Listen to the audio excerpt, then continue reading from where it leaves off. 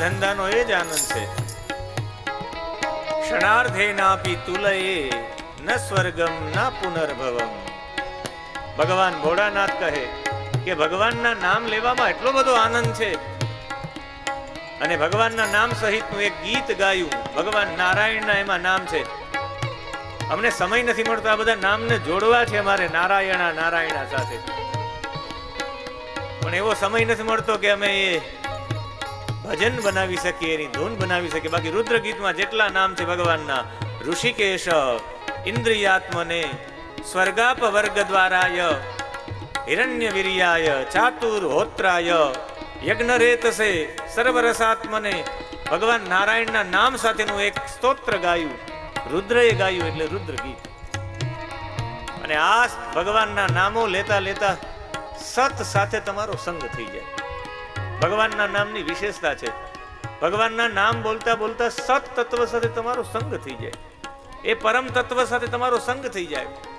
અને એ કરોડો રૂપિયા ખર્ચ કરવા છતાં પણ જે તમને પ્રાપ્ત ન થાય એ આનંદની અનુભૂતિ ફક્ત ને ફક્ત નામથી થાય છે.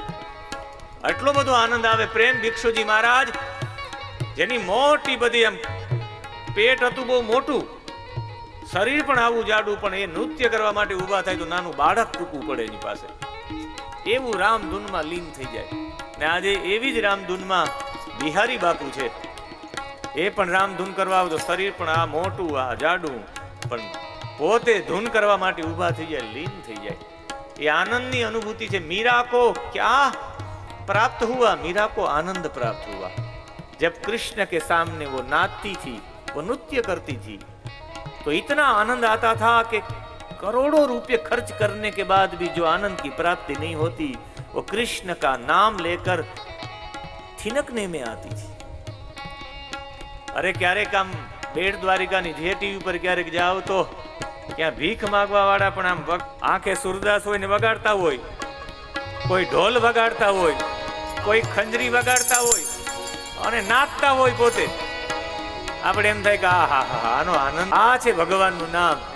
ખાલી દેખાવ કરવા માટે, પૈસા ભેગા કરવા માટે પણ જો ભગવાનનું નામ લેવાય તો આનંદની પ્રાપ્તિ થાય. તમારું પ્રોફેશન એવું પસંદ કરો કે જેની અંદર તમને આનંદની પ્રાપ્તિ પણ થાય, ટેન્શનની પ્રાપ્તિ નહીં. એટલે ભગવાનનો ધંધો, આપણા બધાનો ધંધો હરિગુણ ગાવાનો અને ગવડાવવાનો સૌથી મોટું કાર્ય છે.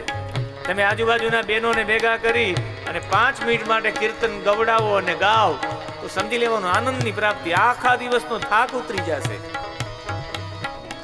ઇન્કમ ટેક્સ નથી ભરવાનો,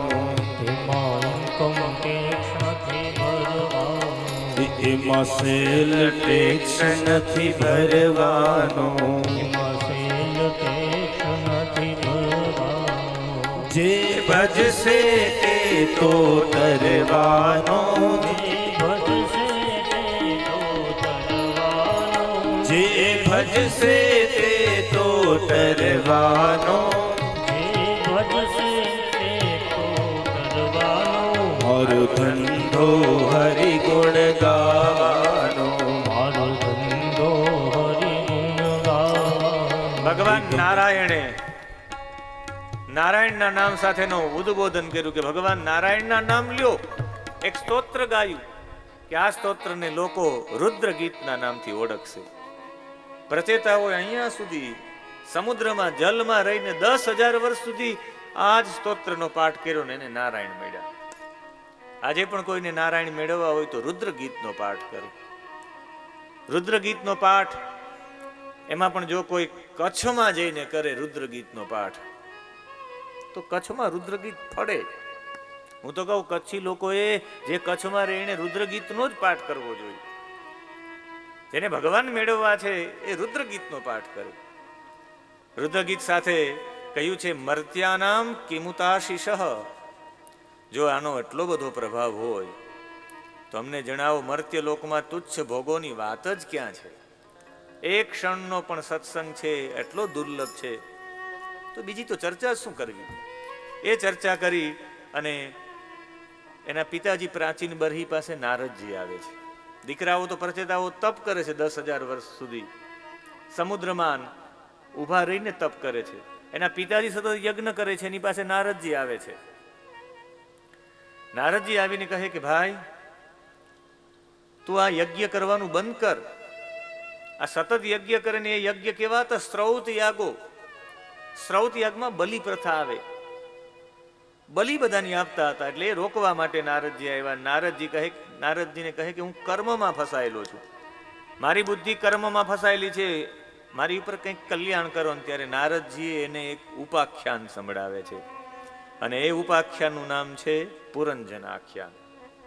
પુરંજન આખ્યાનની કથા ભાગવતજીની અતિ સુંદર કથા છે. ક્યાંક ક્યાંક એવો ઉપભોગ બને છે કે પુરંજન આખ્યાનને ક્યાંય ન્યાય નથી અપાતો. આપણે એમ થાય કે પુરંજન આખ્યાનમાં શું આવતું હશે, પુરંજન આખ્યાન લેવાની જરૂરિયાત શું છે? પુરંજન નામનો એક વ્યક્તિ, એક રાજા, યશસ્વી રાજા, એનો મિત્ર હોય છે જેનું નામ છે અવિજ્ઞાત. બંને લોકો રહેવા માટે ઉત્તમ સ્થળ શોધતા શોધતા પહોંચી જાય છે હિમાલયની દક્ષિણ તળેટીમાં. ત્યાં 9 દરવાજા વાળું એક નગર હોય. જે 9 દરવાજા હોય એવું એક નગર હોય ને નગરમાંથી એક સ્ત્રી બહાર નીકળે. 5 સૈનિકો આ તરફ ને 5 સૈનિકો આ તરફ, એવા 10 લોકોને લઈને બહાર નીકળે. એ 10 સેવકો કોણ હોય? 100 નાયિકાના પતિ હોય. એ નગરની આગળ 5 ફેણ વાળો નાગ એની રક્ષા કરતો હોય છે. આ સુંદરી નીકળે, અને જેવી સુંદરી નીકળે એ સુંદરી હસી જાય એની સામે, ખાલી હાસ્ય કરે એની સામે. આ સુંદરી કેવી હતી? સુનાસામ સુદતિમ બાલામ સુકપોલામ વરાનનામ. એના દાંત સુંદર, એનું નાક સુંદર, એના કપોલ સુંદર, એની વાતો સુંદર, એનો ચહેરો સુંદર.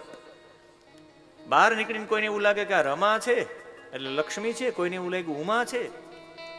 આપણે પૂછ્યું કે તમે કોણ? ત્યારે એને શરમાઈને કહ્યું, હું તો મારા લાયક કોઈ પતિને શોધું છું. મન મેં લડ્ડુ ફૂટા કે હા હું કરી લઉં તો આટલા સુંદર પાસે મને ક્યારે મળે. આપણે કહ્યું તમે લગ્ન કરશો મારી સાથે? હસીને સીધા અંદર જતા રહ્યા. આ પાછળ એનો મિત્ર અવિજ્ઞાત સમજાવે કે તું ભાઈ જા નહીં, તું મારો મિત્ર, આમાં ન ફસાવાય. સીધો અંદર. દરવાજા બંધ થઈ ગયા નગરીના. પછી તો એની સાથે લગ્ન કર્યા ને ઘણો સમય સુધી રહ્યો. 1 મિનિટ પણ એના વિના અલગ ન રહી શકે. એક વખત જંગલમાં વિશાળ ધનુષ્ય લઈને શિકાર કરવા માટે ગયો. પંચપ્રસ્થ નામના વનમાં પત્ની બીમાર પડી ગઈ. એમાં એક દીવા મંડ્યું કે ઓહો મારી પત્ની બીમાર પડી ગઈ, મને મારી પત્નીને કંઈક થઈ જશે તો કંઈક થઈ જાય. એટલો બધો પ્રેમ. અડધું આયુષ્ય વીતી ગયું. 1100 પુત્ર થયા પુરંજન. 110 પુત્રીઓ થઈ. દિવસો વીતતા ગયા. એક દિવસ એના ઉપર ચંડવેગ નામનો ગાંધર્વ રાજ આક્રમણ કરે છે. 360 ગાંધર્વી, 360 ગાંધર્વોને લઈને ભયંકર યુદ્ધ થાય છે. 5 ફેડવાળા સર્પને મારી નાખે છે આ રાજાઓ. ગાંધર્વ રાજ મારી નાખે ચંડવેગ. 5 ફેણનો નાગ મરી જાય, જેનો રક્ષક હોય. એ ગાંધર્વો ને ગાંધર્વી, 360 ગાંધર્વો ને ગાંધર્વી એના ઉપર આક્રમણ કરે. હજુ તો કંઈક આક્રમણ થતું હોય ત્યાં તો યવનરાજ, ભય નામનો યવનરાજ આવી જાય. હજુ વિચાર કરતો હોય કે ઓહો હું યુદ્ધ કરી મારી પત્નીનું શું થશે, મારી પત્ની શું કરશે. ક્યાં તો જોરદારનું ખડગ માર્યું છે, માથું કાપી નાખ્યું છે. ધ્રુજી ઉઠ્યો કે મારી પત્નીનું શું થશે. એનું મૃત્યુ થયું. અને મૃત્યુ થવાના કારણે મલય ધ્વજ નામના બીજા જ મૃત્યુ થવાના કારણે બીજા જન્મમાં વિદર્ભ દેશના રાજા ની પુત્રી તરીકે એને જન્મ મળ્યો. આપણે એમ થાય કે વિદર્ભ દેશના રાજાને ત્યાં આમનો જન્મ થયો, એનું કારણ શું? અંતે જેમાં મતિ રાખો ને એમાં તમારો જન્મ થાય. જેમાં મતિ રાખો. જો મોબાઈલમાં રાખશો આવતા જન્મમાં મોબાઈલ થશો. આ નવા મોબાઈલ, નવા પીસ આવતા જાય, બધાની આસક્તિ મોબાઈલમાં છે. એટલે પાછા નવા મોબાઈલ જન્મે. એવું જરાય વિચારતા નહીં કે એ જળ છે ને એમાં ક્યાં દરેકમાં ચૈતન્ય છે. નવા મોબાઈલ, નવી ટીવીઓ નીકળશે, આસક્તિ બધાની એમાં છે. નવા ડ્રેસ નીકળશે, આસક્તિ છે બધાના ડ્રેસમાં. જેમાં આસક્તિ રહે એમાં જન્મ થાય. વિદર્ભ દેશની એક કન્યા થઈ જેનું નામ હતું વૈદર્ભી. આની પત્નીમાં તો મારી પત્નીને શું થશે, મારી પત્નીને શું થશે. વૈદર્ભી નામની સ્ત્રી બન્યા. મલયધ્વજ નામનો રાજા બધું જીતતો એને પણ જીતી લીધી. એની સાથે લગ્ન કર્યા. એનાથી સંતાનો થયા 7. અને અંતે એક દિવસ થયું એવું કે મલયધ્વજ બધું વિચારતા વિચારતા કહ્યું કે આ જીવનમાં કંઈ છે જ નહીં, બધું છોડી દો.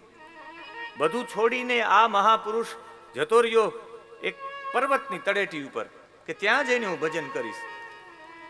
અને બધું છોડીને જંગલમાં જતો રહ્યો. મલય ધ્વજે તામ્રપર્ણી, ચંદ્રવસા અને વટોદકા નામની નદી હતી, ત્યાં જઈ અને સાધના અને ઉપાસના કરવા માંડી ગયો. મલયધ્વજ સાધના ઉપાસના કરતા કરતા એની પત્ની પણ વૈદર્ભી પણ એની સેવામાં હતી. એક દિવસ પગ દબાવતા દબાવતા જોયું તો ખબર પડી કે આને તો શરીર છોડી દીધું છે. મારા પતિ મરી ગયા. ત્યારે બે બાંકડી થઈ ગઈ કે જંગલમાં એકલી હું શું કરું, ક્યાં છે મારા પતિ ગુજરી ગયા, હું શું કરું. પતિને હાથમાં લીધા છે વૈદર્ભીએ. ચિતા બનાવવામાં આવી, એના ઉપર રાખવામાં આવી ને પોતે સતી થવા તૈયાર થઈ. ત્યારે એક બ્રાહ્મણના રૂપમાં એનો પૂર્વનો મિત્ર અવિજ્ઞાત આવી ગયો અને અવિજ્ઞાતે આવીને કહ્યું કે તું મરવાનું વિચારે છે, તારાથી મરી શકાય જ નહીં, કારણ કે તું મરમાં. એનું કારણ છે કે હું જ તારો મિત્ર, તું મારો મિત્ર પુરંજન છે, વૈદર્ભી નથી. આ તો તું ફસાઈ ગયો છે આમાં. અને ફસાઈ ગયો છે તારે આમાંથી બહાર નીકળવું હોય તો એક જ ઉપાય છે, અને એ ઉપાયનું નામ છે તું આ બધું છોડી દે. અને જ્યારે તારા જીવનમાંથી બધું છૂટી જશે ત્યારે જ આ બધું થશે. બાકી જો તું બધું છોડી નહીં શકીશ તો તું કોઈ દિવસ તારા જીવનમાં ઓળખી પણ નહીં શકીશ. અને એ સમજાવવા માટે એમને એક ઉપાય બતાવે છે. અને એ ઉપાય બીજો કોઈ નહીં. એને કહે કે તું મારો મિત્ર પુરંજન. પુરંજનનો મતલબ થાય જીવ. પુરમ ઇતિ શરીરમ જનયતિ, એટલે જન્મ આપે છે. જે શરીરને જન્મ આપે છે ને જીવ કહેવાય. જીવ અને શિવ, પરમાત્મા અને જીવાત્મા એક જ ડાળી ઉપર બેસે છે. આ તમારા શરીરમાં બે એક જ જગ્યાએ છે. પરમાત્મા અને જીવાત્મા એક જ જગ્યાએ બેસે છે. જીવાત્મા પોતાની જાતને માને કે હું જ બધી છું, હું જ આ બધું ભોગવું છું, અને પરમાત્મા એમને બધું જોઈ રાખે છે. એટલે પરમાત્માને પાછા બીજા શરીરમાં જવું નથી પડતું, જીવાત્માને બીજા શરીરમાં જવું પડે છે. એ લલચાઈ જાય. 9 દરવાજા વાળા નગરને જોઈને લલચાઈ જાય. 9 દરવાજા વાળું નગર એટલે આ 2, 2, 4, 2, 6, 7 મલમૂત્રના દ્વાર 8 અને 9. આ શરીરને જોઈને લલચાઈ જાય. શરીરની અંદર જે બુદ્ધિ છે, જે કામના છે, જેને અવિદ્યા કહેવાય, એ બુદ્ધિને જોઈને ફસાય કે આહા હા, આવું શરીર મારે ધારણ કરવું પડશે. અને એ 5 ફેણ વાળો નાગ એટલે 5 પ્રાણ. પ્રાણ, અપાન, વ્યાન, ઉદાન, સમાન. અને એ જીવાત્મા જ્યારે આની અંદર પ્રવેશી જાય ત્યારે એ જ આ જ બધું છે, આના સિવાય કઈ છે નહીં. હું કથાકાર છું, હું મહાદેવ છું, હું આ છું, આવું જ થવા માંડે કે એ શરીરને જાણવા માંડે કે હું આ શરીર છું.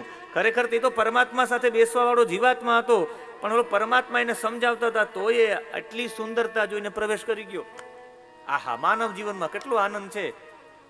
એવી બુદ્ધિ લગાડીને જીવાત્માએ પ્રવેશ કર્યો ને એ શરીરને, પોતાનું શરીર મારવા માંડ્યો ને એ શરીરને માનતા માનતા એની બુદ્ધિના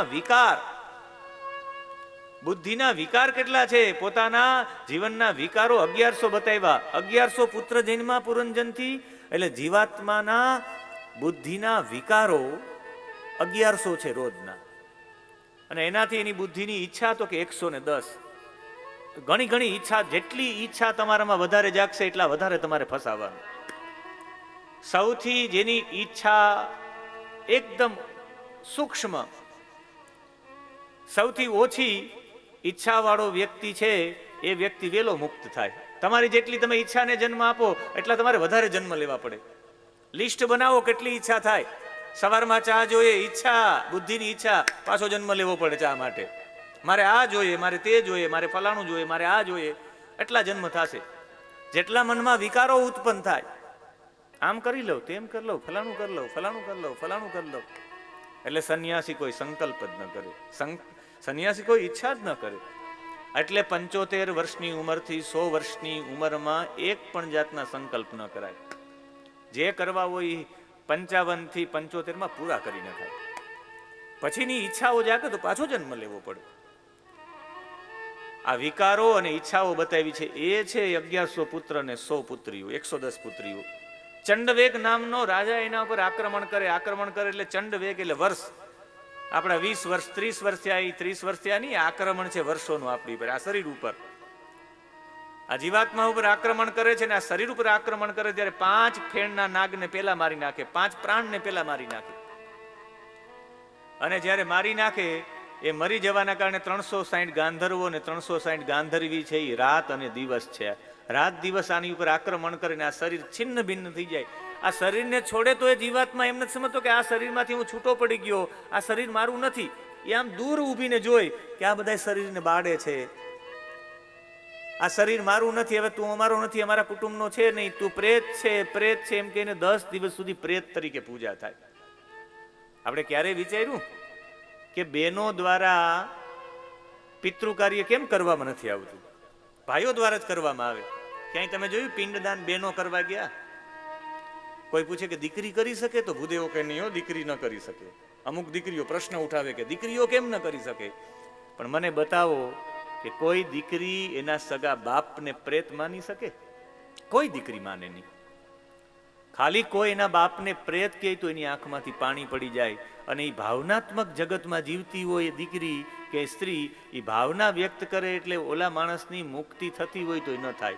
આ તો એને સૌથી વધારે જે દીકરો પ્રિય હોય, મોટો દીકરો એને પ્રિય હોય ને મોટો દીકરો જેને બધું આપવા માંગતા હોય, સંપત્તિ આપતા હોય, મારા દીકરાનો પહેલો દીકરો જન્મે ત્યારે બાપને જે આનંદ થાય એટલો બીજા કોઈને ન થાય. તમે માને પૂછો કે કોના ભેગું રહેવું, તો એ નાના ભેગું જ રહેવાનું કહેશે. કારણ કે માએ છેલ્લે પોતાનો સંપૂર્ણ પ્રેમ મારો છેલ્લો દીકરો છે એમાં બધું આપી દઉં એટલે સૌથી વધારે લાગણી માની નાના દીકરા સાથે હોય. અને બાપને જ્યારે પહેલી વખત દીકરો જન્મે ત્યારે બાપને જે આનંદ થાય એટલે બાપને મોટો દીકરો સૌથી વધારે પ્રિય હોય. એટલે મોટો બાપ ગુજરી જાય, પિતાજી ગુજરી જાય ત્યારે એનો મોટો દીકરો જ એની પાછળ કર્મ કરે, માં ગુજરી જાય ત્યારે નાનો દીકરો કરે. જે એને સૌથી વધારે પ્રિય હોય એ જ એને પ્રેત માને. તો કે અમે આને દીકરો દીકરો કરીએ ને આ અમને પ્રેત ગણે, હાલો નથી રહેવું, એટલે એની યાત્રા બીજી ચાલુ થાય. આ કેટલી ફિલોસોફી! એની આસક્તિ છૂટે એના માટેનો સંપૂર્ણ પ્રયત્ન કરવામાં આવ્યો છે. એટલે દીકરીઓ દ્વારા પિતૃ કાર્ય નહીં. જે દીકરી પોતાના બાપને પ્રેત તરીકે સ્વીકારી શકતી હોય એ કરી શકે. કરી શકશો તમે? કોઈ એક પણ દીકરી ન કરી શકે.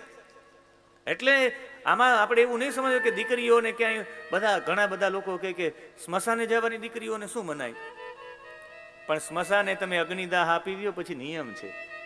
અગ્નિદાહ આપવા પહેલા એના દીકરાને પણ આમ માથા ઉપર એક કપડું રાખવું પડે, જેને લૌકી કહેવાય.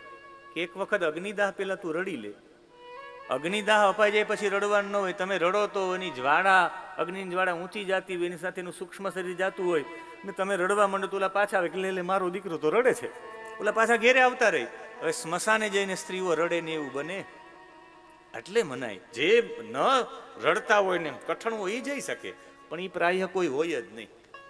અને એવા પુરુષોએ ન જવું જોઈએ કરે, એવા લોકોએ સ્મશાને જવું જ ન જોઈએ. એટલે બાળકોને મનાય છે સ્મશાને જવાનું. તત્વ ભરેલું છે. પણ તત્વવાળી કથા કરીશ તો અમરેલીને 1 મહિનો મને રોકવો પડશે. મારી કથા છે ભુજમાં 1 મહિનાની, 1 મહિના સુધીની કથા, શ્રીમદ ભાગવત 1 મહિના સુધીની, કે અમે સાંભળવા તૈયાર છે. તમે તત્વની વાતો જેટલી કરવી એટલી કરો, અમે 1 મહિના સુધી તૈયાર છીએ. ત્યાંનો લોહાણા સમાજ, આ વખતે બેસતા વર્ષના દિવસે જ મેં ત્યાં કથા કરી લોહાણા સમાજમાં. અને એનાથી પણ કોડીનારનો લોહાણા સમાજ આજે પણ તૈયાર છે 18 પુરાણ તૈયાર કરાવવા માટે. અને હમણાં જ મારા 18 પુરાણો કોડીનારમાં છે. જેને 18 પુરાણો વિશે સાંભળવું હોય, સમજવું હોય, એ 18 દિવસ માટે નોટ પેન લઈને આવી જાય. 18 પુરાણો એક દિવસમાં 1 પુરાણ આખું સમજાવવાનું છે. સીધો તમને માખણ જ, તમારે દહીં નહીં જોવાનું, છાશ નહીં જોવાની, સીધું માખણ. એ જામખંભાળિયાનું માખણ. એટલે મૂળ વાત એ હતી કે આને એતદ અધ્યાત્મ પારોક્ષ્યમ ગીતમ દેવર્ષિણા નગઃ યશ્રાવયેદ્ય શૃણુયાત સલિંગેન વિમુચ્યતે. અને સમજાયું કે ખરા અર્થમાં તું અમારી સાથે રહેવા વાળો છે ને, તું વારંવાર એક શરીરમાંથી બીજા શરીરમાં જા ને તું એને શરીર મારવા માંડ. તું શરીર નથી, તું મારી સાથે રહેવા વાળો પરમાત્માનો અંશ છે. જીવાત્મા પરમાત્માનો અંશ છે. એ સમજવા માટે આખું સમજાયું. ત્યારે સમજી ગયા કે હું હવે સમજી ગયો છે કે હું વૈદર્ભી નહીં, હું પુરંજન છું, પરમાત્મા સાથે રહેવા વાળો છું. એટલે બધા પરમાત્માના અંશ છે, તું મારીને શું કામ કરીશ? પ્રાચીન બરીની નારદજી સમજાવે. આ તરફ પ્રચેતાઓને ભગવાન નારાયણ મળ્યા, મારીશા સાથે એમના લગ્ન થયા અને આગળ જતા એનાથી 10,000 વર્ષ 10 લાખ વર્ષ સુધી રાજ્ય કરી પ્રચેતાઓ પોતાના ધામમાં ગયા. આ પુરંજન આખ્યાન સાંભળી અને મૈત્રેયજી પણ વિદુરજી પણ કહે મૈત્રેયજીને કે હવે હું પણ હંસ થઈ ગયો છું, હું પરમાત્માનો અંશ જ છું, મારે આ શરીરના ખોખલામાં પડ્યું રહેવું ન જોઈએ, હું બધું સમજી ગયો, હવે હસ્તિનાપુર હું પણ રજા લઉં. એ સાથે અહીંયા આખું ચરિત્ર પૂરું થાય છે. 31 અધ્યાયનો ચતુર્થ સ્કંદ, ચોથો સ્કંદ ભગવાન દ્વારિકાધીશના ચરણોમાં સમર્પિત અને પંચમ સ્કંદમાં પ્રવેશ. પંચમ સ્કંદ આખો ગદ્યનો છે અને ગદ્યની અંદર પ્રિયવ્રત નામના રાજાનું ચરિત્ર છે. 3 દીકરીઓ દેવહૂતિ, આકુતિ, પ્રસૂતિ, મનુ અને શત્રુપાની, 2 દીકરા ઉત્તાનપાદ અને પ્રિયવ્રત. પ્રિયવ્રતને લગ્ન કરવા ન હતા પણ બ્રહ્માજી અને નારદજીના કહેવા ઉપર લગ્ન કર્યા છે. એમને લગ્ન કરી અને એને સંતાનમાં બરહિષ્મતી સાથે લગ્ન થયા, વિશ્વકર્માની પુત્રી સાથે. 10 સંતાન થયા, એમાં 3 સંતાનો સંન્યાસી થયા. 7 કારણ કે બાપના વિચાર હતા દીકરામાં આવે. કવિ, મહાવીર અને સવન ત્રણેય બ્રહ્મચારી થયા અને અંતે આત્મવિદ્યાના પ્રચારક સંન્યાસ ધર્મને ગ્રહણ કર્યો. સંન્યાસી ત્યારથી ચાલ્યા આવે. મનુના દીકરા સંન્યાસીઓ બન્યા હતા. આ પ્રિયવ્રતે પોતાના દેશમાં સૌથી પહેલા ઉપગ્રહો છોડ્યા.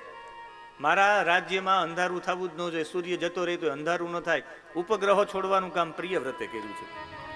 પ્રિયવ્રતે એનાથી આગળ રથ લઈને બધામાં પર્યટન કર્યું. એટલા ફર્યા, વારા જ ખાધા. પર્યટન કરતા કરતા એને 7 સમુદ્ર શોધ્યા અને 7 દ્વીપ શોધ્યા. અત્યારે 7 દ્વીપ છે ને, એ શોધનારા બીજા કોઈ નહીં, પ્રિયવ્રત નામના રાજા છે. નામ છે જંબુદ્વીપ, લક્ષદ્વીપ, શાલમલી દ્વીપ, કુશદ્વીપ, ક્રોંચ દ્વીપ, શાક દ્વીપ અને પુષ્કર દ્વીપ.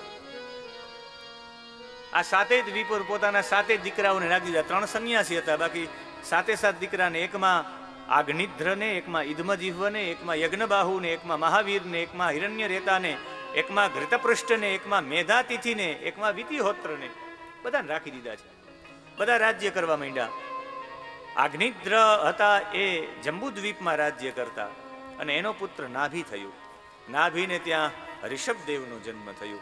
ઋષભદેવના જન્મતાની સાથે એકદમ શાંત હતા. જન્મમાં બાળક રડતું હોય, ઋષભદેવનો જન્મ થયો એકદમ શાંત.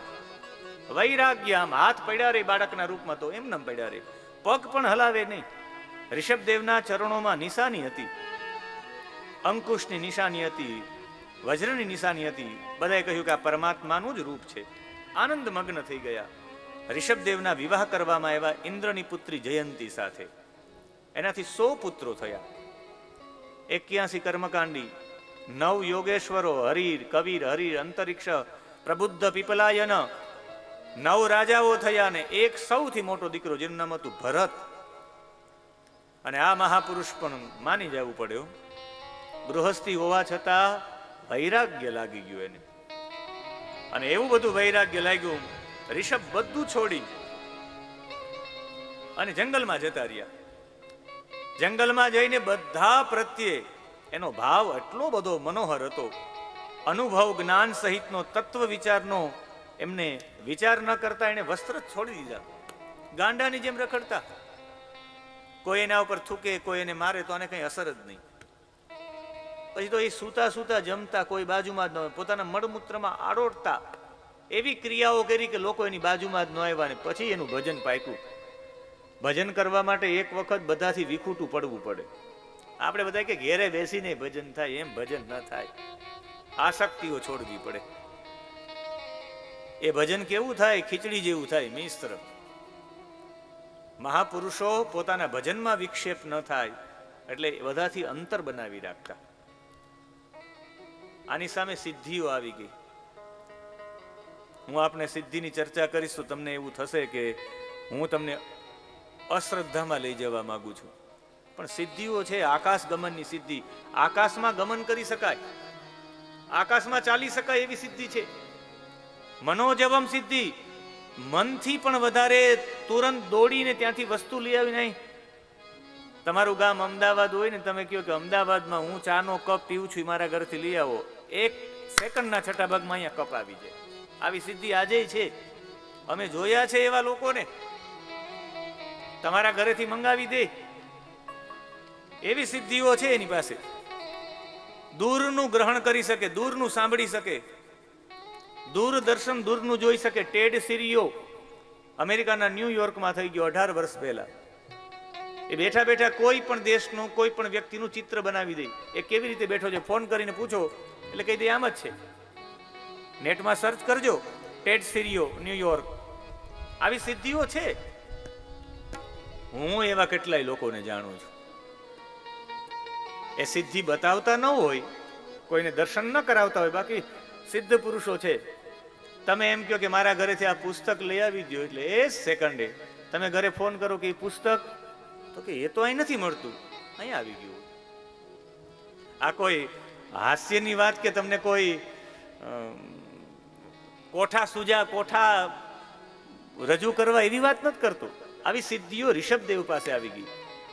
ઋષભદેવે એક પણ સિદ્ધિનો સ્વીકાર ન કર્યો અને સર્વત્ર એને ભગવાનને જ બધામાં જોયા. ભગવાન સિવાય બીજે ક્યાંય નહીં. સર્વત્ર સમાજ ભાવ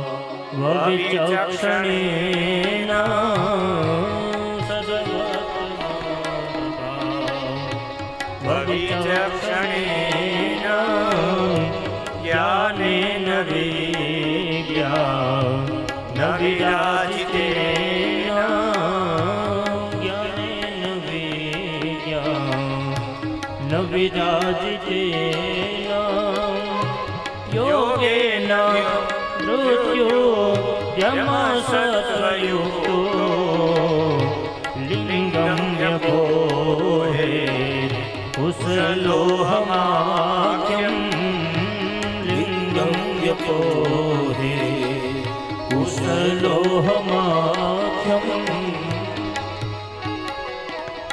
લિંગમ વ્યપોહે કુશલોહમાખ્યમ. પોતાના બાળકોને કહે કે ભજન કરવા માટે અંતિમ સમયે 27 શ્લોકોમાં પોતાના બાળકોને ઉપદેશ આપ્યો કે ભજન કરજો. ભજન સિવાય આ દુનિયામાં બીજું કઈ છે નહીં. અને એ જો ભજન નહીં કરો તો તમારી અધોગતિ થશે.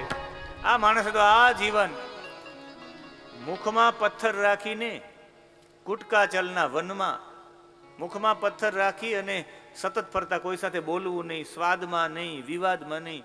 આ સ્વાદમાં ચડી જાય મુખ ક્યારેક ને વિવાદમાં ચડી જાય. એટલે સ્વાદમાં નહીં, વિવાદમાં નહીં, મુખમાં પથ્થર રાખીને ફરે. કુટકા ચલના વનમાં મોટા મોટા વાંસના વૃક્ષો હતા, ઘસાણા, આગ લાગીને બધું બળ્યું તો આગને પોતાની બનાવી લીધી. ઋષભ જતા રહ્યા, બળીને ભસ્મ થયા. આ ઋષભના મોટા પુત્ર ભરતે પણ અંતિમ સમયમાં પિતાજીના વારસો સંભાળવા માટે મારા પિતાજીએ ભજન કર્યું તો હું પણ ભજન કરું. બધું છોડી અને હરિહર ક્ષેત્ર જ્યાં ગંડકી નદી ગોળાકાર વહે છે, જ્યાં તુલસીનું પત્ર ઉપર રાખો શાલગ્રામજી ઉપર આવી જાય, એ સ્થાનમાં જઈ પુલ ઋષિના આશ્રમમાં જઈને એમણે મુંડન કરાવી નાખ્યું છે. મુંડન કરાવ્યું એવું નહીં, સંન્યાસ ગ્રહણ કરી લીધો અને ભગવાનનું ભજન કર્યું આ જીવન. પણ એક દિવસ એક હરણી કૂદી અને સામી નદી કિનારે જતી હતી, પછડાણી મરી ગઈ. એનું બાળક રમતું રમતું તણાતું એની પાસે એવું નાભી સુધી ઉભા રહીને ઓમનો જપ કરતા હતા. આ બાળકને હવે કોણ બચાવશે, આના માટે શું કરશું, એમાં આસક્તિ જાગી. મૃગના બાળક માટે આટલી બધી સાધના કરેલો વ્યક્તિ હરણના બચ્ચામાં એની આસક્તિ ગઈને એનું મૃત્યુ થયું. બીજા જન્મમાં હરણ બન્યા છે અને સામાન્ય નહીં, કાલંજર પર્વત ઉપર હરણ બન્યા. હરણ બનીને કાલંજર પર્વત ઉપરથી જયારે પુલ ઋષિના આશ્રમમાં ફરતું ફરતું હરણ ત્યાં આવ્યું તો એને જોયું પુલ ઋષિનો આશ્રમ. જ્યાં જપ કરતા હતા એ સ્થાન જોઈને એવું થયું કે આહા, આ સ્થાન સાથે મારે કઈ લેવા દેવા છે. સ્થાન પસંદ આવી ગયું ને પાછળનો પીઠનો ભાગ, એ હરણે પીઠનો ભાગ ગંડકી નદીમાં પધરાવ્યો, બસ આમ બેઠું રહ્યું, ખાધું નહીં, પીધું નહીં, પોતાના શરીરને છોડી દીધું. ત્રીજા જન્મમાં એ આંગીરસ ગોત્ર નામના બ્રાહ્મણને ત્યાં જન્મ લીધો. ફરી એનું નામ ભરત પડ્યું છે. લેવાની ફિલોસોફી છે. જન્મ કર્મથી નથી મળતા, જન્મ વૃત્તિથી મળે છે. આપણે એમ કે સારા કર્મ કરી તો સારો જન્મ મળે. ના ના, ગમે એટલા સારા કર્મ કરો, તમારી વૃત્તિ શુદ્ધ ન હોય તો તમને સારો જન્મ જ ન મળે. તમારી અંદરની વૃત્તિ કેવી છે એના ઉપર. પાપ કર્મ જ કર્યા કંસે આખી જિંદગી, રાવણે પાપ કર્મ જ કર્યા, પૂતનાએ પાપ જ કર્મ કર્યા. તો એ બધાને મુક્તિ મળી. એની વૃત્તિ એવી હતી. ભલે બહારથી પાપ કર્મ કરતો, સદનો કસાય માંસ કાપતો હોય, શાલિગ્રામજીને માંસથી જોગતો હોય, એની પાસે કઈ તોલા હતા નહીં, શાલિગ્રામજી મળ્યા તો શાલિગ્રામથી માંસ ને તોલે, માંસ વેચતો. કોઈ પંડિતજી જોઈ ગયા કે આ જેનાથી તોલે છે એ તો શાલગ્રામ છે, પૈસા આપીને શાલગ્રામ લઈ ગયા ઘરે. સ્નાન કરાવીને પૂજા કરી, કેસર બેસરથી સ્નાન કરાવ્યું ને તિલક કર્યું ને અર્ચન કર્યું તુલસી પત્રોથી, રાજી થઈ ગયો. રાત્રે સૂતો એ પંડિતજી તો સ્વપ્નમાં એવા ઠાકોરજી કે મને સદના કસાઈ પાસે લઈ જા, મારે ત્યાં રહેવું છે, કે ત્યાં તમારાથી માંસને જોખે તો તમારે ત્યાં રહેવું છે.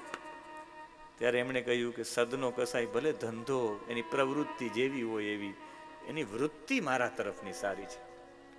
કોઈ પણ ભોગે તમે એવા માટે જ આપણે પ્રવૃત્તિ કરીએ, આપણી વૃત્તિ બદલે. સત્કર્મ કરવાનું કારણ શું? વૃત્તિ બદલે. વૃત્તિ બદલવા માટે જ છે. મને બતાવો, ભરતે એટલા બધા સત્કર્મ કર્યા, એ ઋષિ બની ગયા, બધું છોડીને આવતા, એટલા જપ તપ નાભી સુધી ઉભા રહીને સંન્યાસ લઈ લીધો, તો એને હરણ શા માટે બનવું પડ્યું? વૃત્તિના કારણે. વૃત્તિ રહી ગઈ હરણમાં, એટલે હરણ બન્યું. હવે હરણની યોનિમાં એને શું જપ કર્યા છે, શું તપ કર્યા છે? કાંઈ નહીં.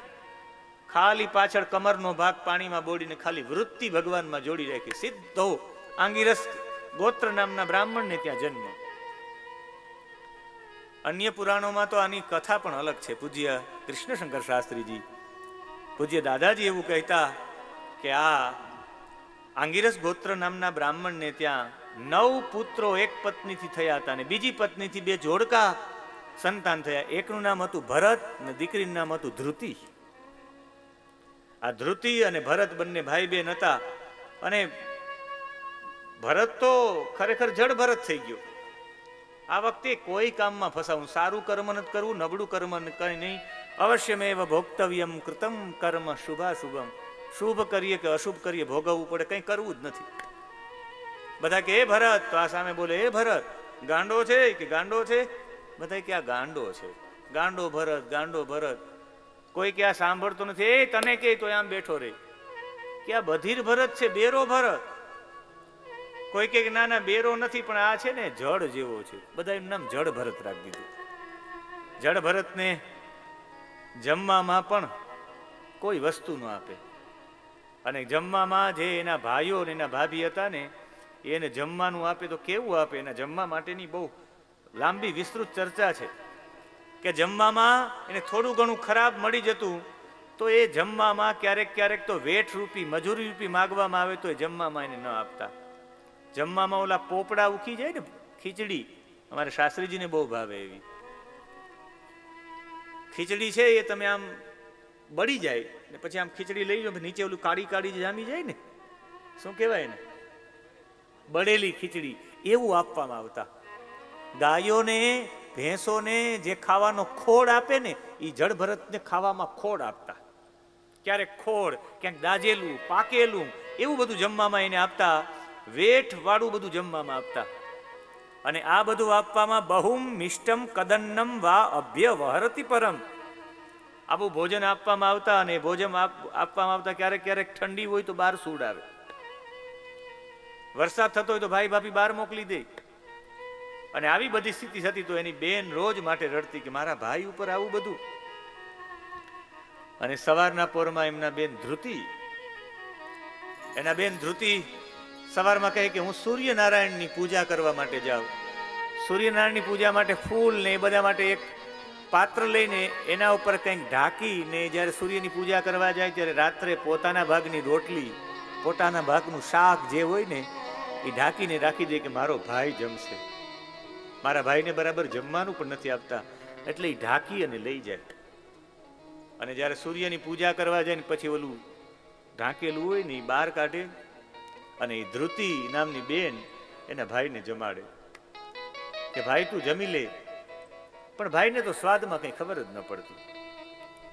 કાલે શાસ્ત્રીજીએ બહુ સારું ઉદાહરણ આપ્યું કે કૃષ્ણ રસમાં એટલા રસમય હતા કે એને રામરસ નાખ્યો નતો તો ખબર ન પડી 6 મહિના સુધી.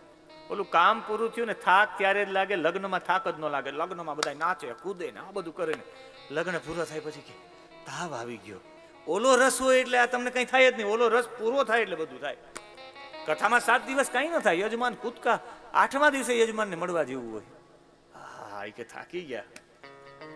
એટલે જ્યાં સુધી કૃષ્ણ રસ હોય, હું હમણાં જ આવ્યો 2:15 વાગે આવ્યો, કાલે 2 વાગ્યા સુધી જાગ્યો છું, 6 વાગે જાગ્યો છું, 4 કલાક જ સૂતો છું. પણ કૃષ્ણ રસ એટલો બધો અમને પ્રિય છે કે એ રસ માટે અમારે કદાચ દોડાદોડી કરવી પડે તો અમે સમજીએ કે દોડાદોડી અત્યારે અમને ખારું નહીં લાગે. કૃષ્ણ રસ મુકાઈ જશે ત્યારે પછી ભલે મોરું લાગે, પણ કહેવાનો ભાવ છે કે આ છે ભગવાનના રસનો પ્રતાપ. એના બેન એને જમાડે પણ આને તો કંઈ ખબર ન પડે. એક દિવસ રડતા હતા ધ્રુતિ કે મારા ભાઈનું શું થશે? અમારા બીજા બધા ભાઈઓએ તો લગ્ન કરી લીધા, બીજી માના ભાઈઓએ લગ્ન કરી લીધા, પણ મારા ભાઈનું શું થશે? અને એ સમયે એક દિવસ ધ્રુતિ એમ નીકળતા હતા, નારદજી અને જળ ભરત બંને લોકો આત્મજ્ઞાનની ચર્ચા કરતા હતા. એક સેકન્ડ માટે જોયું કે જેને બધાય બધિર કહે છે, જેને બધાય જળ કહે છે, મારો ભાઈ જે ચર્ચા કરે છે નારદજી સાથે, એ ખરેખર મારો ભાઈ જ છે અને બ્રહ્મજ્ઞાનની ચર્ચા કરે છે, આત્મજ્ઞાનની. ત્યારે એની બેને આ જોયું ને જ્યારે નારદજી જતા રહ્યા પછી એના બેન ધ્રુતિ એની પાસે ગયા કે ભાઈ તું એટલા આત્મજ્ઞાનની ચર્ચા કરે, તારી પાસે આ જ્ઞાન ક્યાંથી પ્રાપ્ત થયું? ત્યારે 2 હાથ જોડીને એને કહ્યું કે બેન તું લગ્ન કરી લે.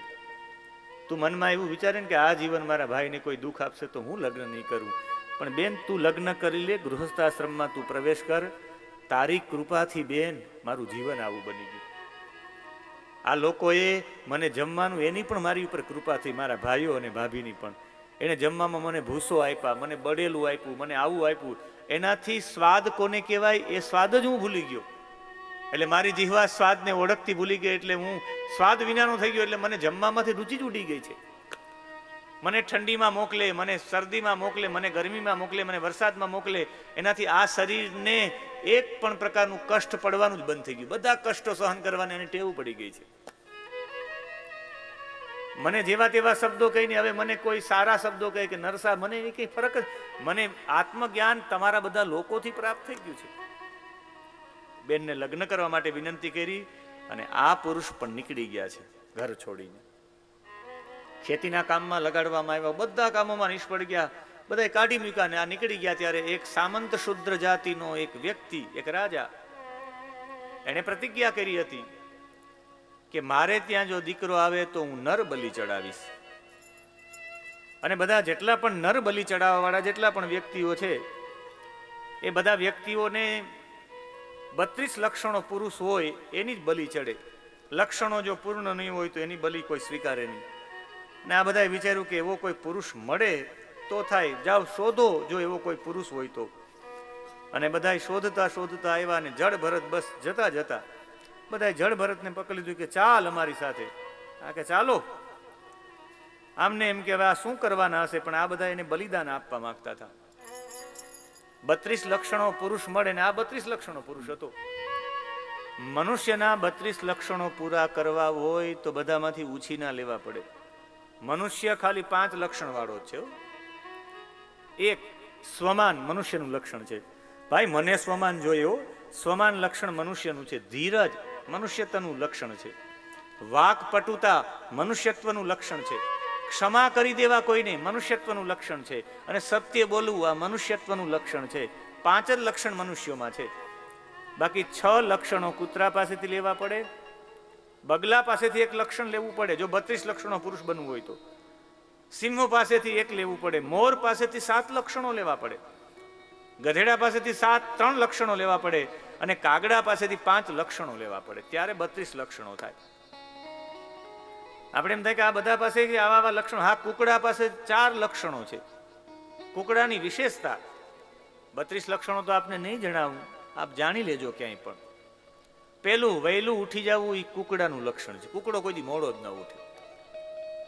આપણે જો કુકડો વેલો જાગીને ઉઠે, વેલો જાગીને બોલે એ કુકડાનું લક્ષણ છે. આપણે કુકડાથી પણ નીચે ગયા, 8:30 કુકડાથી નીચે ગયા છે. વેલું ઉઠી જવું કુકડાનું લક્ષણ છે. બીજું લક્ષણ પરિવાર પોષણ. કુકડો એના પરિવારને છોડે જ નહીં, એના પરિવારના પોષણમાં આખી જિંદગી વિતાવી દે. પરિવારનું પોષણ કરવું બીજું લક્ષણ કુકડાનું. ત્રીજું લક્ષણ છે સ્ત્રી ઉપરનો પ્રેમ.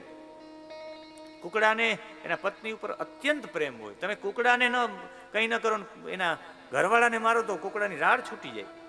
સ્ત્રી ઉપર પ્રેમ, અત્યંત પ્રેમ. અને ચોથું લક્ષણ છે યુદ્ધમાં અડગ. યુદ્ધમાં ડગે જ નહીં. મારે અહીંયા લાઠીના, તમારી બાજુમાં લાઠીની બાજુમાં અઠીલા છે, ત્યાંના હમીરસિંહ ગોહિલને મારે યાદ કરવા પડે. હમીરસિંહ ગોહિલની વચ્ચે, જે એના ભાઈની વચ્ચે મન દુઃખ થયું હતું, એ કુકડા લડાવવામાં જ થયું હતું. બે ભાઈઓ કુકડા લડાવતા હતા ને કુકડા લડાવતા લડાવતા યુદ્ધમાં કુકડોથી કોઈથી ભાગે જ નહીં, યુદ્ધમાં ડગે જ નહીં, યુદ્ધમાં અડગ રહે. આ લક્ષણોની ચર્ચા છે, પણ એ લક્ષણોની ચર્ચા ન કરતા હું આપને એટલું જણાવીશ કે આના જીવનમાં પણ એવું થયું કે મારે અડગ રહેવું જોઈએ. અને એ અડગ રહેવાની સાથે આ બંનેની વચ્ચે જડભરત બધું છોડી અને જતા હતા, એને આ લોકોએ પકડી લીધો. જે સામંત શુદ્ર જાતિનો સરદાર હતો કે મારી અહીંયા દીકરો આવ્યો, બલિદાન આપવું છે, આપણે લઈ આવો એને. બધા એને લઈ આવ્યા અને ભદ્રકાલીની સામે બલિદાન આપવા જાય કે તો ભદ્રકાલીની મૂર્તિ ફાટી છે. તમામ રાક્ષસોના મસ્તક કાપી નાખ્યા. આનો મતલબ થાય કે જે સદા માટે પરમાત્મામાં આત્મજ્ઞાનમાં લીન છે એને પ્રકૃતિ મદદ કરવા માટે આવે. એનાથી આગળ ગયા તો રહુગણ આવ્યા છે. રહુગણ સૌવીર દેશના રાજા છે. એ પાલખી ઉપર બેસીને પોતાના ગુરુજીને ત્યાં બ્રહ્મ જ્ઞાન લેવા જાય છે. અને બ્રહ્મ જ્ઞાન લેવા જાય છે ત્યારે 4 કલહારા લોકો ઉપાડીને જતા હોય, એમાં એકને પેટમાં દુખે એટલે કોઈ શોધતા શોધતા જડભરતને લઈ લે. જડભરત આમ ચાલે પણ કીડી મકોડાની લાઈન આવે તો કૂદકા લગાવે, આમ આમ બેલેન્સ આડાવડું થઈ ભટકાય રહુગણ વારંવાર કે કોણ છે, હું તને દંડ આપીશ. ત્યારે પહેલી વખત આ મહાપુરુષ બોલ્યો કે તમે મને દંડ આપશો કે મારા શરીરને? અને ખબર પડી કે આ કોઈ સામાન્ય જોયું તો જનોય હતી. તત્કાલ નીચે કૂદકો લગાવ્યો અને પગમાં પડી ગયા કે માફ કરજો ગુરુદેવ, મેં તમારી પાસે આવું કામ કરાવ્યું. આ બ્રહ્મ જ્ઞાનની વાત કરો, પણ હું તમને મારું, તમારી ઇન્દ્રિયો ન લાગે, ઇન્દ્રિયોને લાગે તો મનને ન લાગે, મનને લાગે તો આત્માને ન લાગે. તમે દેહ અને દેહીની વાત કરો, હું સમજુ છું. ઉદાહરણ આપ્યું છે એને. એક ચૂલો રાખો, ચૂલા ઉપર તપેલું રાખો, તપેલામાં પાણી રાખો, પાણીની અંદર ચોખા પધરાવો. અગ્નિનો સંપર્ક તપેલા સાથે, તપેલાનો સંપર્ક જલ સાથે, જલનો સંપર્ક ચોખા સાથે, તો ચોખા ભાત નથી બની જતા. ત્યારે ખડખડાટ હૈસા છે કે ભઈલા તું ખાલી વિદ્વાનો સાથે બેસે છે. વિદ્વાનો સાથે બેસવાથી ને વાતો ગોખી લેવાથી જ્ઞાની ન બની જવાય. મારે યાદ કરવા પડશે કેશોદ પાસેના એક ગામના એક વ્યક્તિ, એ પિતા પુત્ર બંને બહુ બુદ્ધિશાળી, સારા સારા વિદ્વાનોને બોલાવે, તેલ નાખી દે માથામાં, સેવા બેવા કરે, જમાડે ને બેસાડીને પછી કે કંઈક સંભળાવો. અને એ બિચારા વિદ્વાન તો કે ઓહો આ કેટલું મને સન્માન આપે છે. વિદ્વાન કંઈક સંભળાવવાનું કરે એટલે તત્કાલ મોબાઈલ રેકોર્ડિંગમાં રાખી દે, એ બધું સાંભળી લે. પિતામાં ભીષ્મ વિશે બધા રહસ્યો જાણી લે. પછી કે બહુ બહુ સારી વાત, બહુ. પછી એ બધું સાંભળી લે ને પછી ગોખી લે બધું. પછી ક્યાંક એ લેક્ચર દેવા ઉભા થાય કે પિતામાં ભીષ્મએ આમ કર્યું, પિતામાં ભીષ્મએ આમ કર્યું, ઇતિ મદીય ચિંતનમ, આ મારું ચિંતન છે. એમ કરતા રાધાજી વિશે, આના વિશે, તેના વિશે. મને કહેવાની ઈચ્છા થાય કે વિદ્વાનો સાથે બેસવાથી કે વિદ્વાનોની વાતો ગોખવાથી વિદ્વાન ન થઈ જવાય. મીરા બનીને ન વાય, મીરા બનાય નહીં, મીરા બનીને આવે. નરસિંહ મહેતા બની ન શકાય, નરસિંહ મહેતા બનીને આવે. આજે હું જે કથામાં ગયો તો અહીંયા મને એક વાત બહુ સરસ રીતે ગમી, સાંભળ્યું કે બ્રહ્મ બની શકાય, પરબ્રહ્મ ન બની શકાય.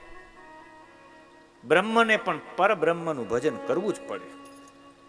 માણસ બ્રહ્મ બની શકે, કઈ પરબ્રહ્મ ન બની શકે. એ પરબ્રહ્મ એ જ સત્યમ પરમ ધીમહિ.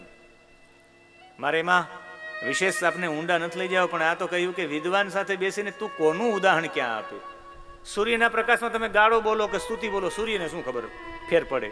આ આકાશ મંડળમાં તમે તલવાર ફેરવો કે ધજા ફેરવો, આકાશને શું ફરક પડે? એમ આ શરીરના બધા ગુણધર્મો છે, આત્માને કઈ ફરક ન પડે. અને પછી તો રહુગણને કહ્યું કે રહુગણ તું બ્રહ્મ જ્ઞાન લેવા જો તારા ગુરુ પાસે, બ્રહ્મ જ્ઞાન આમ પ્રાપ્ત થાય. બ્રહ્મ જ્ઞાનની પ્રાપ્તિ શરણાગતિ સિવાય ન થાય. વિના મહદપાદ રજોભિષેકમ કહ્યું છે ને, એ કોઈ મહાપુરુષની કૃપા વિના બ્રહ્મ જ્ઞાન ન થાય ને, મતલબ શરણાગત થઈ જાઓ, સંપૂર્ણ સમર્પણ. અને સંપૂર્ણ સમર્પણ મારે યાદ કરવા પડશે ભારતી બાપુને. હું આ વાત કોઈ સંપ્રદાયને લગતો નથી કહેતો, પણ આ વાત નિષ્ઠાની વાત છે. કેટલી નિષ્ઠા હોવી જોઈએ પોતાના ઈષ્ટમાં. પૂજ્ય ભારતી બાપુ જુનાગઢમાં બ્રહ્મલીન થઈ ગયા. એ બ્રહ્મલીન થઈ ગયા, એ ભારતી બાપુને ત્યાં એનું મંદિર બનતું હતું, એનું આખો આશ્રમ બનતો હતો. આશ્રમ બનતો હતો ને એક ભાઈ હતા, એ કોઈ સંપ્રદાયના એ અનુયાયી હશે. એ અનુયાયી હશે એટલે બીજા બધા લોકોએ કહ્યું કે બાપુના આશ્રમમાં એક ટ્રક કાંકરી અને એક ટ્રક રેતી એમાંથી બાદ કરી નાખો. આ સાધુનો આશ્રમ છે, એટલા પૈસા તમારે બાદ કરી દેવા જોઈએ. બોલો કે ભલે સાધુનો આશ્રમ છે, હું એના પૈસા લઈશ નહીં. ભારતી બાપુને આ ખબર પડી કે આને પૈસા નથી લીધા, એક ટ્રક કાંકરીના ને એક ટ્રક રેતીના. બાપુ કે મારે એનું સન્માન કરવું છે ને બોલાવો. બાપુ એ વ્યક્તિને બોલાવ્યા, પૂછ્યું ક્યાં રહ્યો છો ને કેમ, સંતાનોમાં કે કઈ છે નહીં સંતાનોમાં. લગ્નને કેટલા વર્ષ થયા? 16-17 વર્ષ થયા. તો ભગવાન ઉપર પડેલો હાર હતો એ લીધો કે હું તને હાર પહેરાવીને આશીર્વાદ આપું. બાપુ કહેવામાં હાર પહેરાવીને આશીર્વાદ આપવા માંગુ, તારી અહીંયા દીકરો થાય. કે માફ કરજો, મને હાર ન પહેરાવતા હો. બધાએ કીધું કેમ? કે કદાચ ને તમે મને હાર પહેરાવો ને મારે અહીંયા એટલા વર્ષોથી સંતાન નથી થયું, અને કદાચ તમે હાર પહેરાવો ને મારે અહીંયા સંતાન થાય, તો મને એમ થાય ને અત્યાર સુધી મેં જે ભગવાનને ભજ્યા એ કરતા પણ તમે આશીર્વાદ આપ્યા ને મારે અહીંયા સંતાન થયું.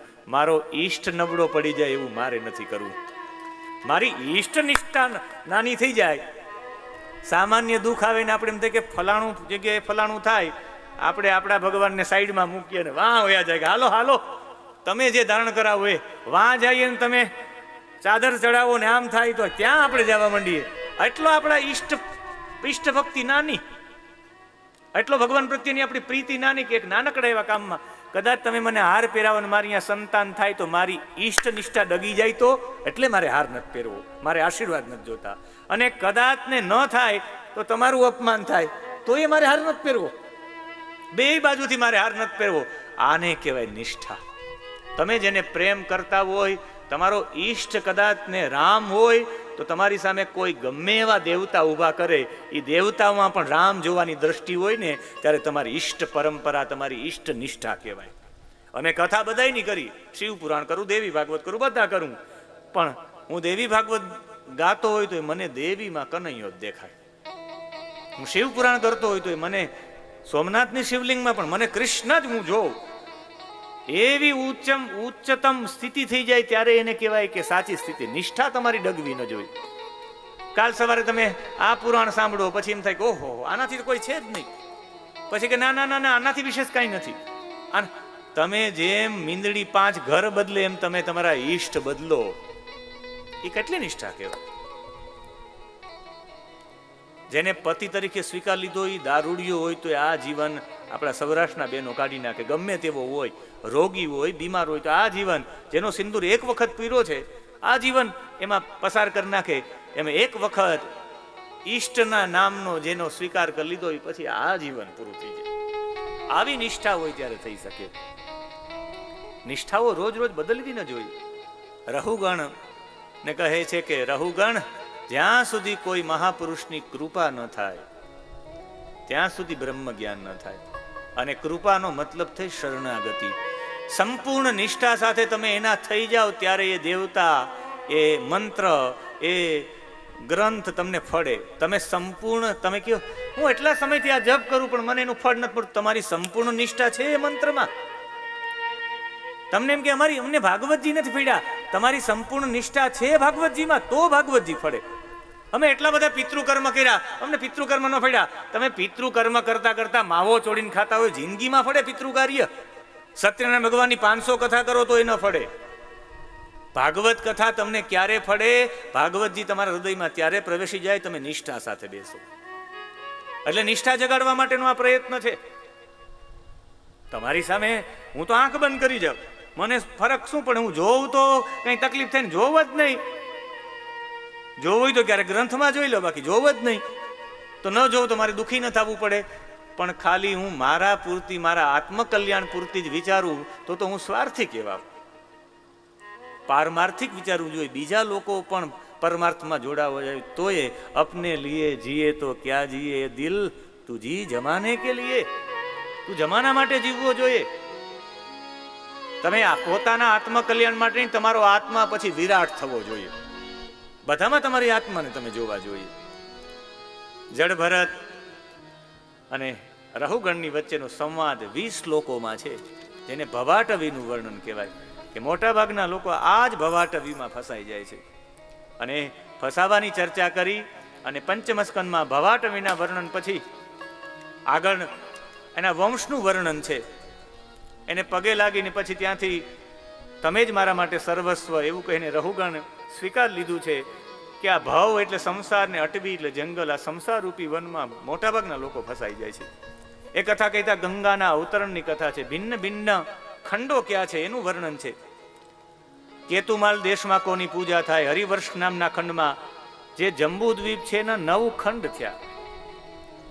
આ 7 દ્વીપોમાંથી જે 9 ખંડ થયા, એ 9 ખંડમાં અલગ અલગ દેવતાઓની અલગ અલગ પૂજા કરવામાં આવે.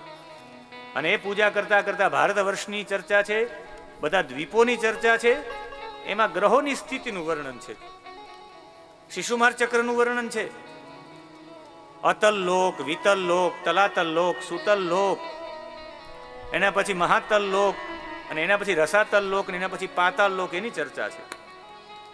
એમાં કોણ કોણ રહે છે એનાથી આગળ સંકર્ષણ દેવનું વિવરણ છે, નરકોની ગતિનું વર્ણન છે. અને એના પછી તો જેટલા નક્ષત્રો છે, જેટલા દ્વીપો છે, આ બધા ગ્રહ નક્ષત્ર તારાઓની ચર્ચા ભાગવતજીમાં બહુ સુંદર રીતે એનું નિરૂપણ કરવામાં આવ્યું છે. ગ્રહ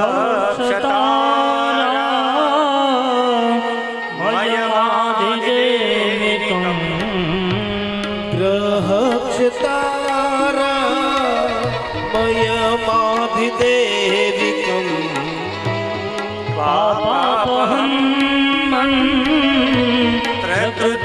त्रिकालं पापापहं मन्त्रकृतां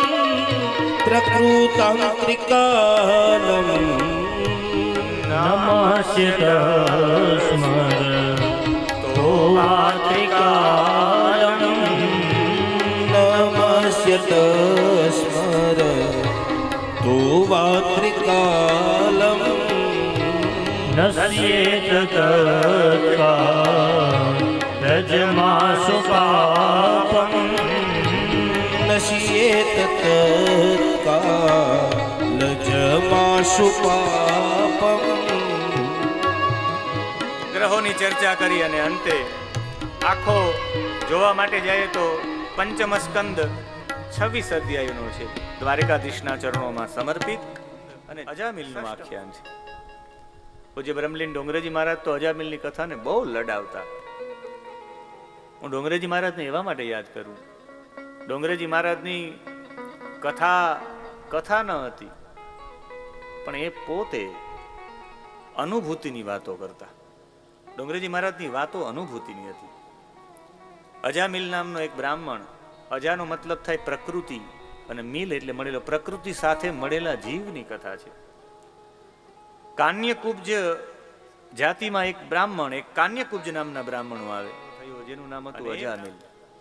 અને આ અજામિલે પોતાના જીવનમાં મોટા ભાગની પોતાની સ્થિતિમાં સતત ને સતત નબળા કર્મો કર્યા છે. 88 વર્ષ સુધી નબળા કર્મ કર્યા. પેલા સારો બ્રાહ્મણ હતો, પેલા તો એ વેદ પાઠી હતો, શ્રુત સંપન્ન શીલ વૃત્ત ગુણાલય ધૃતવ્રત મુદુર્દાંત સત્યવાન, આવો બધો વ્યક્તિ હતો. સદાચારી હતો, બ્રહ્મચારી હતો, વિનયી હતો, જીતેન્દ્ર હતો, સત્યનિષ્ઠ હતો, શાસ્ત્રજ્ઞ હતો. પણ એક દિવસ એના લગ્ન થઈ ગયા, સમિધા લેવા માટે જંગલમાં ગયો. જંગલમાં સંગીત વાગતું હતું, અને સંગીત વાગતું હતું એટલે કાન એ તરફ ગયા છે. ગીત ગાતી હતી એક ગણિકા, સૌથી પહેલા કાન એ તરફ ગયા. એ ગણિકા કોઈ પુરુષ સાથે હાથ અને પગથી એવી ચેષ્ટા કરતી હતી, એવા અંગ ઉપર સ્પર્શ કરતી હતી. એટલે આંખ પણ છેતરાઈ ગઈ, આંખ પણ લૂંટાઈ ગઈ. પેલા કાન લૂંટાણા, પછી આંખ લૂંટાણી. સુગંધ આવતી હતી સુંદર, ગંધ આકર્ષણનું કેન્દ્ર હોય. હમણાં અહીં કોઈ ભજીયા કે ગાંઠિયા બનાવે, બધાનું ધ્યાન તત્કાલ ત્યાં હોઈ જાય. ગંધ પણ આકર્ષણનું કેન્દ્ર હોય. એટલે સારી ગંધ આવતી હતી એટલે નાક પણ ખેંચાણું એના તરફ. બંને કંઈક પીતા હતા, દારૂ પીતા હતા. જીભને એમ થયું કે ઓહો શું પી છે, લીંબુ નથી આમ કરતા તો મોઢામાં આપણે પણ પાણી આવી જાય. એ કંઈક પીતા હતા. આને પણ એમ થયું કે મારી આ રસેન્દ્રિયને પીવાની ઈચ્છા છે, શું હશે તે. અને એનાથી પણ આગળ જ્યારે એની સાથેનો એવો વ્યવહાર કરતા હતા ત્યારે આમનું મન પણ ત્યાં ખેંચાણું. પોતાના ઘરે આવીને હોમ કરે છે પણ ધ્યાન ત્યાં જ છે. તત્કાલ દોડીને ત્યાં જાય છે કે તમે જે ઓલા પુરુષ સાથે ચેષ્ટા કરતા હતા મારી સાથે પણ કરો, કે એના માટે પૈસા જોઈએ. એક વખત તો પૈસા લઈને આવી ગયો, ગણિકાને ખબર પડી ગઈ આની પાસે જે માગશું એ આપશે. બહુ મોટા પૈસા માંગ્યા છે. એ પૈસા માંગવા માટે આને લૂંટફાટ કરી છે, લોકોને છેતરા છે બધાને, અને બધે અન્યાય પૂર્વકના બધા કર્મો કર્યા છે. અને કહ્યું તારા પત્નીને અને તારા મા બાપને કાઢી મૂક, હું તારા ઘરમાં આવી જવા તૈયાર છું. આમણે પોતાની સતી જેવી પત્નીને કાઢી મૂક્યા, પોતાના માતા પિતાને કાઢી મૂક્યા, અને એ ઓલી ગણિકા એમને ઘરે રહેવા માટે આવી ગઈ. એ ગણિકાથી 1-2 પુત્ર નહીં 10 પુત્રનો જન્મ થયો. ગણિકાથી 88 વર્ષ સુધી લૂંટ ફાટ ચોરી એમાં જ પૈસા કમાવાનું રાખ્યું, કારણ કે ગણિકાને પૈસા જોઈ. ધ્યાન ન રહેતા રહેતા 10 પુત્રો થયા, પણ 10 પુત્રોનો સૌથી નાનો પુત્ર હતો એનું નામ નારાયણ હતું. પોતે વેદ ભણેલો હતો, જ્ઞાની હતો. પુત્રનું નામ નારાયણ રાખ્યું, ને નારાયણ રાખવાના કારણે છેલ્લો નાનો દીકરો પથારી ઉપર પડેલા હતા. અને ભૂલમાં ને ભૂલમાં રોજ માટે નારાયણ પાણી લઈ આવ, નારાયણ લે મમ ખાઈ લે, નારાયણ આ કર, નારાયણ જા રમકડું લઈ આવ, નારાયણ રડમાં આયા આવ, નારાયણ આય, નારાયણ નારાયણ નારાયણ નારાયણ નારાયણ બોલતા બોલતા એટલું બધું હૃદય શુદ્ધ થઈ ગયું કે હૃદય શુદ્ધ થઈ જવાના કારણે આકાશ મંડળમાં એ વિષ્ણુના દૂત અને યમના દૂતોનો સંવાદ સાંભળી શક્યો. યમના દૂતો કે હમણાં થોડા દિવસ પછી જ અમારે લેવા આવવાનો છે અજામિલને. વિષ્ણુના દૂત કે તમે અજામિલને લઈ જઈ શકો નહીં. કે કેમ? કે અમારા નારાયણનું નામ બોલે છે. કે નારાયણનું નામ નહીં, એના દીકરાનું નામ બોલે છે.